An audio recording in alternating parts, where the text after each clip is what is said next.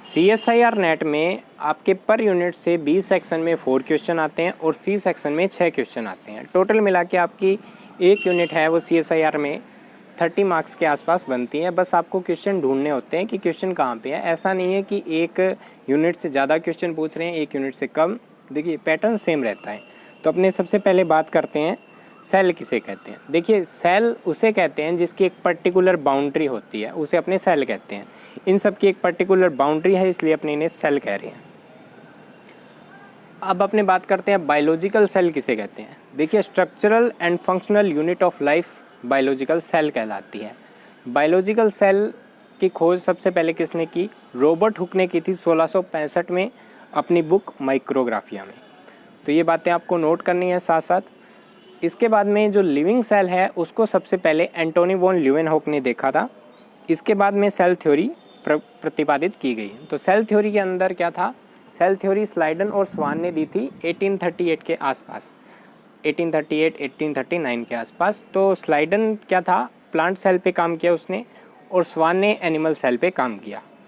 स्लाइडन और स्वान ने मिलके सेल थ्योरी दी और उसके 3 पॉइंट दिए, जिसमें सबसे पहला पॉइंट ये था कि चाहे प्लांट हो या एनिमल, सभी जीव एक या एक से अधिक सेल से मिलकर बने होते हैं। इसे अपने क्या कहते हैं? सेल थ्योरी कहते हैं। इसके बाद में सेकंड पॉइंट ये था कि structural and functional unit of life cell कहलाती है। फिर एक सेल थ्योरी के अंदर एक थर्ड पॉइंट भी ऐड हुआ, जो रुडोल्फ विर्चोव नाम के वैज्ञानिक ने एक पॉइंट ऐड किया सेल थ्योरी के अंदर कि ओमनियस सेलुला ई सेलुला, मतलब कि नई सेल है वो पुरानी सेल से मिलकर बनी होती है। मतलब नई सेल का निर्माण पुरानी सेल से होता है। सेल थ्योरी के एक्सेप्शन की अगर अपने बात करें, मतलब अपवाद की बात करें, तो देखिए सेल थ्योरी के एक्सेप्शन जैसे RBC होता है, मैच्योर RBC, जिसके अंदर केंद्रक नहीं पाया जाता। इसके अलावा वायरस होते हैं, वायरॉन होते हैं, वायरुसोइड होते हैं, प्रायोन होते हैं। प्रायोन मतलब वे प्रोटीन जो रोग उत्पन्न करते हैं, प्रायोन कहलाते हैं। तो ये एक्सेप्शन है। इसके बाद में अपने हमेशा से यही पढ़ते आए हैं कि सेल एक प्रोकैरियोटिक सेल होती है, एक यूकैरियोटिक सेल होती है। ठीक है, तो वो आप एक बार इसका बेसिक स्ट्रक्चर देख लेना। प्रोकैरियोटिक सेल किसे कहते हैं, यूकैरियोटिक सेल किसे कहते हैं, उनके बीच में क्या डिफरेंस रहता है, वो आप नेट से सर्च कर लेना। तो उसके क्लासिफिकेशन के बाद में एक नया क्लासिफिकेशन आया जिसे अपने कहते हैं कार्ल वोज क्लासिफिकेशन। और आजकल जो नई एडिशन की बुक्स है उसमें कार्ल वोज क्लासिफिकेशन देखने को मिलता है। कार्ल वोज क्लासिफिकेशन में क्या था कि कार्ल वोज ने एक एक्सपेरिमेंट किया, ठीक है, 16S RRNA और प्रोटीन सीक्वेंस के आधार पर जितने भी मतलब जीव हैं उनको 3 डोमेन में डिवाइड कर दिया। पहला डोमेन था डोमेन बैक्टीरिया, दूसरा डोमेन आर्किया और तीसरा डोमेन यूकैरियोटा मतलब यूकैरियोट्स। ठीक है, तो आर्की बैक्टीरिया को पहले ये समझा जाता था कि ये बहुत पुराने बैक्टीरिया है, और जो बैक्टीरिया है वो यूकैरियोट से ज़्यादा समानता रखते हैं, बल्कि आर्की बैक्टीरिया हैं वो यूकैरियोट से ज़्यादा समानता नहीं रखते। लेकिन कार्ल वोज ने जब ये क्लासिफिकेशन दिया तो पता चला 16S RRNA तथा प्रोटीन सीक्वेंस के आधार पर कि आर्की बैक्टीरिया यूकैरियोट से ज़्यादा समानता रखते हैं, ये इनके बहुत नज़दीक हैं। और जो बैक्टीरिया हैं वो यूकैरियोट से ज़्यादा समानता नहीं रखते हैं, मतलब वो दूर की समानता रखते हैं। आप इसको समझ रहे हैं हम क्या कहना चाहते हैं? कि कार्ल वोज क्लासिफिकेशन ने क्या कहा कि जो आर्की बैक्टीरिया है वो यूकैरियोट से ज़्यादा समानता रखते हैं। यही बात आपको याद रखनी है। इसके बाद में प्लाज्मा मेम्ब्रेन के बारे में बात करते हैं। ये बेसिक टॉपिक्स थे। अब यहाँ से अपनी क्लास और जो सिलेबस है वो स्टार्ट होता है। वो बेसिक स्ट्रक्चर है वो आपको याद होनी चाहिए। देखिए प्लाज्मा मेम्ब्रेन का जो एक फ्लूइड मोज़ेक मॉडल था जो दिया था सिंगर और निकोलसन ने, तो उन्होंने क्या कहा कि प्लाज्मा मेम्ब्रेन है वो लिपिड की बाइलेयर स्ट्रक्चर है जिसके अंदर प्रोटीन है वो बीच बीच में धसे हुए पाए जाते हैं। ठीक है, तो इसका केमिकल कंपोजिशन देखते हैं अपने प्लाज्मा मेम्ब्रेन का।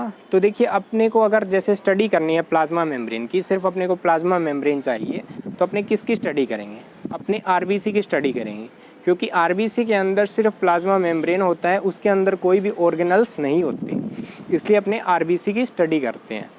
तो आरबीसी के अंदर 50% लिपिड पाया जाता है, 50% प्रोटीन होता है और 1% कार्बोहाइड्रेट होता है जो कि लिपिड और प्रोटीन से अटैच होकर पाया जाता है। इसके अलावा अगर देखिए ये कंपोजिशन है, केमिकल कंपोजिशन, मतलब 50% लिपिड होते हैं, 50% प्रोटीन होते हैं, ऐसा हर सेल्स के अंदर नहीं होता। जैसे अपने बात करें माइलिन शीथ की, माइलिन शीथ मतलब जो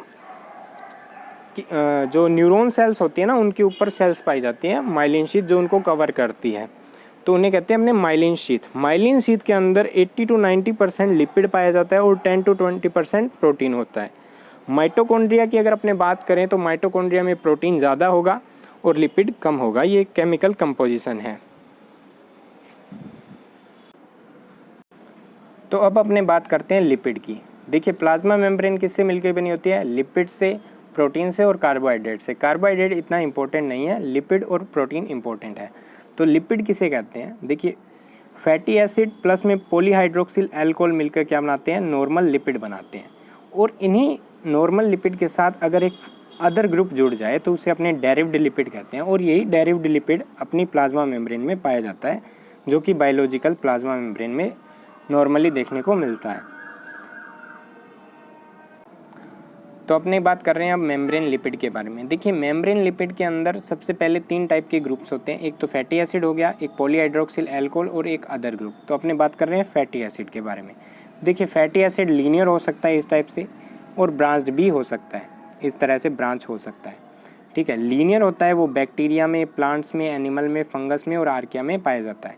और ब्रांच है वो सिर्फ आर्की बैक्टीरिया में ही देखने को मिलता है। इसके अलावा फैटी एसिड हैं वो सैचुरेटेड हो सकते हैं, मतलब इनके अंदर सिर्फ सिंगल बॉन्ड पाया जाता है, उसे अपने सैचुरेटेड कहते हैं। जिसके अंदर डबल बॉन्ड, एक या एक से अधिक डबल बॉन्ड पाए जाते हैं, उसे अपने अनसैचुरेटेड फैटी एसिड कहते हैं। तो अपने अब देखते हैं पॉलीहाइड्रोक्सिल अल्कोहल ग्रुप। तो देखिए मेम्ब्रेन जो लिपिड होती है उसके अंदर जो OH ग्रुप होता है वो 2 तरह का होता है, यही अपनी स्टडी के अंदर लगता है। तो एक होता है ग्लिसरॉल और एक होता है स्फिंगोसिन। तो ग्लिसरॉल 3 कार्बन की स्ट्रक्चर है और स्फिंगोसिन है वो 18 कार्बन की स्ट्रक्चर है। इसके बाद में अपने बात करते हैं TM of fatty acid and membrane lipid. मतलब टीएम क्या होता है? TM thermal melting point is transition temperature where 50% fatty acid और lipid is in gel state and 50% is in liquid state. मतलब एक ऐसी अवस्था जहाँ पे फैटी एसिड 50% लिक्विड स्टेट में होता है और 50% जेल स्टेट में होता है, उसे अपने थर्मल मेल्टिंग पॉइंट कहते हैं। ये थर्मल मेल्टिंग पॉइंट को अपने DSC यानी डिफरेंशियल स्कैनिंग कैलोरीमेट्री द्वारा माप सकते हैं। टीएम समानुपाती होता है चेन लेंथ के, मतलब जिसकी चेन लेंथ, अपने बात किसकी कर रहे हैं? फैटी एसिड की कर रहे हैं। तो फैटी एसिड कैसे होते हैं? लीनियर होते हैं और ब्रांच हो सकते हैं। इसके अलावा सैचुरेटेड होते हैं और अनसैचुरेटेड भी हो सकते हैं। तो जिसकी चेन लेंथ लंबी होती है, मतलब जो ज़्यादा लॉन्ग होते हैं, उनका टीएम भी हाई रहता है, और जिनकी चेन लेंथ शॉर्ट होती है उनका टीएम भी लो रहता है। टीएम व्युत्क्रमानुपाती होता है 1/n अनसैचुरेशन के, मतलब जिसके अंदर डबल बॉन्ड आ जाएगा उसका टीएम क्या हो जाएगा? लो हो जाएगा, और जिसके अंदर सिंगल बॉन्ड है उसका टीएम हाई रहता है। टीएम को अपने किससे मापते हैं? डिफरेंशियल स्कैनिंग कैलोरीमेट्री से मापते हैं। अब यहाँ पे आपको क्वेश्चन दे रहे हैं। देखिए यहाँ पे आपको 4 फैटी एसिड के नाम दिए गए हैं, तो इन फैटी एसिड पे आपको ज़्यादा ध्यान नहीं देना, आपको यहाँ पे ध्यान देना है। देखिए DSPC यहाँ पे दिया है 18 कार्बन, तो ये चेन लेंथ इसकी क्या है? 18 कार्बन की चेन लेंथ है, मतलब चेन लेंथ लॉन्ग है। चेन लेंथ लॉन्ग है तो टीएम को अपने डिग्री सेल्सियस से माप रहे हैं, तो इसका टीएम भी क्या है? हाई है। अब यहाँ पे 16 कार्बन की चेन है सेकंड के अंदर, तो टीएम भी क्या हुआ? थोड़ा सा कम हो गया, ज़्यादा नहीं, थोड़ा सा कम हुआ है। अब यहाँ पे 18 कार्बन की चेन लेंथ तो है, लेकिन इसके साथ 18:1, मतलब यहाँ पे एक डबल बॉन्ड आ गया। डबल बॉन्ड आने से टीएम देखिए कितना लो चला गया। और यहाँ पे जब चेन लेंथ का ज़्यादा फर्क नहीं पड़ रहा, अगर डबल बॉन्ड आ जाता है तो टीएम लो हो जाता है। इसके बाद में यहाँ पे डबल बॉन्ड आए हैं, मतलब डाई डबल बॉन्ड, तो यहाँ पे डबल बॉन्ड कितने हैं? 2 हैं, तो इनका टीएम है वो माइनस के अंदर चला गया। तो इससे अपने को यही पता चलता है कि अगर डबल बॉन्ड आ जाए और चेन लेंथ अगर लॉन्ग है तो टीएम लो रहेगा, क्योंकि चेन लेंथ का इतना इफेक्ट नहीं पड़ता जितना डबल बॉन्ड का इफेक्ट पड़ता है। और अगर आपको शॉर्ट चेन लेंथ दे रखी है और एक लॉन्ग चेन लेंथ दे रखी है और उनसे पूछा जा रहा है कि किसका टीएम हाई होगा, तो जिसकी चेन लेंथ लॉन्ग है, जिस फैटी एसिड की चेन लेंथ लॉन्ग है उसका टीएम हाई होगा। लेकिन अगर आपको चेन लेंथ लॉन्ग दे रखी है और बीच में एक डबल बॉन्ड आ गया, डबल बॉन्ड कैसा होगा, सिस टाइप का डबल बॉन्ड होता है, जिससे क्या होता है, एक किंक होता है इस तरह से। वो अपने फैटी एसिड के बारे में अभी देखेंगे किस तरह के लिपिड होते हैं, तो उसके बारे में आपको पता लग जाएगा। तो जैसे डबल बॉन्ड आ जाएगा तो टीएम क्या है, वो अचानक से लो हो जाएगा। तो ये आपको ध्यान रखना है। अब यहाँ पे आपको दो कंडीशन दे रखी है। एक बैक्टीरिया है जो 16 डिग्री सेल्सियस के अंदर रह रहा है, मतलब 16 डिग्री के अंदर, और एक है मतलब लो टेम्परेचर के अंदर रह रहा है, और एक है 70 डिग्री सेल्सियस टेम्परेचर के अंदर रह रहा है। तो देखिए जो लो टेम्परेचर पे रहेगा उसकी चेन लेंथ कैसी होगी फैटी एसिड की, उसकी चेन लेंथ शॉर्ट होगी, ठीक है, और उसके अंदर डबल बॉन्ड भी देखने को मिलेंगे। जिसका टेम्परेचर हाई होगा, मतलब हॉट जो इन्वायरमेंट है वहाँ पे बैक्टीरिया पाया जा रहा है 70 डिग्री सेल्सियस में जो रह रहा है, उसका क्या होगा, चेन लेंथ लंबी होगी, ठीक है। इसके अलावा इनमें सैचुरेटेड फैटी एसिड पाए जाएंगे, मतलब किसी भी तरह का डबल बॉन्ड नहीं होगा। तो अब मेरे को आप यहाँ पे एक क्वेश्चन दे रहा हूँ मैं आपको कि जैसे ये 60 डिग्री सेल्सियस वाला जो बैक्टीरिया है उसको अगर अपने 70 डिग्री सेल्सियस पे लेके जाएंगे तो उस बैक्टीरिया की प्लाज्मा मेम्ब्रेन के अंदर क्या चेंज आएंगे। तो यहाँ पे आपको टाइम दिया जा रहा है, उस टाइम में आप बताइए, आंसर कीजिए अपने हिसाब से, फिर हम आपको अभी आंसर दे देंगे।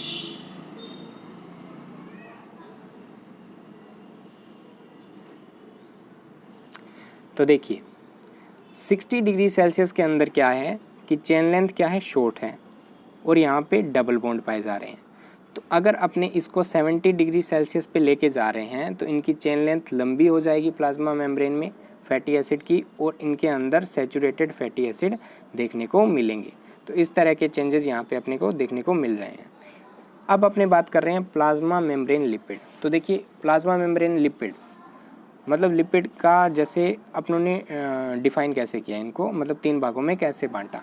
तो यहाँ पे हमने आपको बताया था कि एक तो अपनों ने बात कर ली फैटी एसिड की, उसके बाद में पॉलीहाइड्रोक्सिल एल्कोहल की बात कर ली, पॉलीहाइड्रोक्सिल ग्रुप की बात कर ली अपनों ने, जो 2 तरह के अपने को देखने को मिलते हैं मेम्ब्रेन लिपिड के अंदर। एक तो ग्लिसरॉल बेस्ड होते हैं और एक होते हैं स्फिंगोसिन बेस्ड। तो ये 2 तरह के OH ग्रुप यहाँ पे पाए जाते हैं। इसके अलावा जो अदर ग्रुप होता है, उस अदर ग्रुप के आधार पर जो मेम्ब्रेन लिपिड हैं वो 3 टाइप के होते हैं। पहला होता है फॉस्फोलिपिड, दूसरा ग्लाइकोलिपिड और तीसरा स्टीरोल।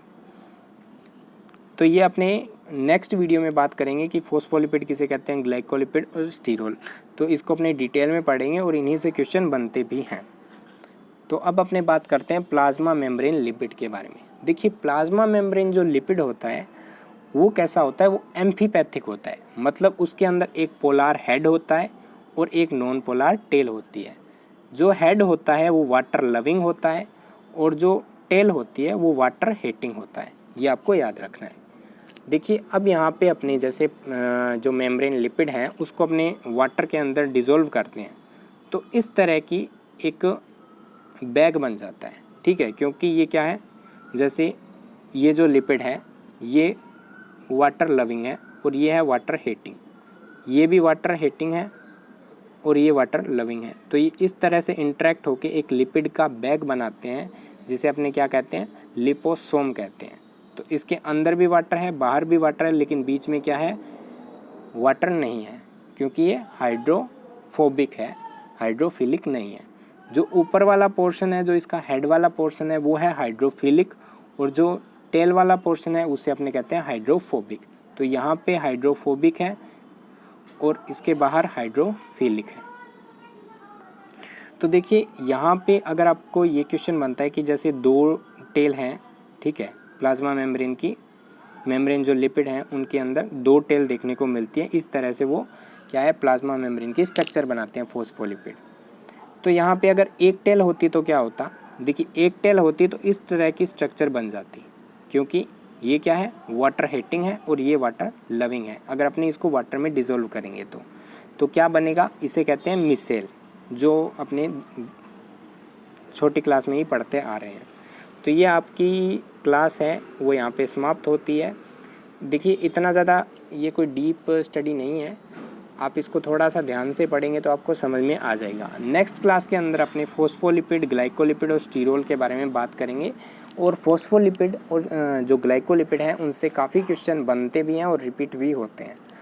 तो अभी आपको जितना बताया उसका आप नोट्स बना लें।